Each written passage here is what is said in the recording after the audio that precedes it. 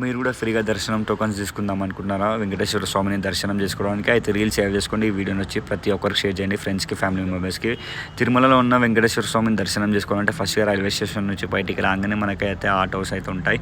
Auto book చేసుకోవాలి. 1 పర్సన్కి వచ్చేసి 20 రూపీస్. మేమైతే 5 మెంబర్స్ ఉన్నాం కాబట్టి టోటల్ 100 రూపీస్ అయింది.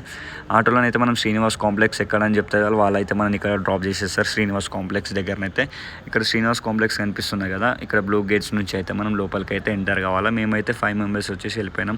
చాలా వర్షం పడ్డది, ఇంకా చాలా రష్ ఉన్నారు అక్కడ. ఫస్ట్ ఆఫ్ ఆల్ మెయిన్గా 2 o'clock అయితే మనకు టోకన్స్ అయితే రిలీజ్ అవుతాయి. బట్ మనం వచ్చేసి 12 o'clock లోపలనే ఉండాలి. ఎందుకంటే మనకు టోకన్స్ కావాలంటే ఇక కొంచెం ముందుకు రావాలి, ఎందుకంటే చాలా పబ్లిక్ ఉంటారు అక్కడ. 5,000-6,000 మెంబర్స్ ఉంటారు. మేమైతే 1 hourలో అయితే మాకు దర్శనం టోకన్స్ అయితే ఇచ్చేస్తారు. ఎందుకైతే మేము చాలా తొందరగా వెళ్ళాం కాబట్టి. మనం శ్రీనివాస్ కాంప్లెక్స్లో మనము దర్శనం టోకన్స్ తీసుకున్న తర్వాత బయటికి వచ్చిన తర్వాత మనకి ఇక్కడ వెయిటింగ్ హాల్స్ ఉంటాయి. ఇక్కడ మనం పడుకోవచ్చు అనమాట మంచిగా. లాకర్స్ కూడా ఉంటాయి.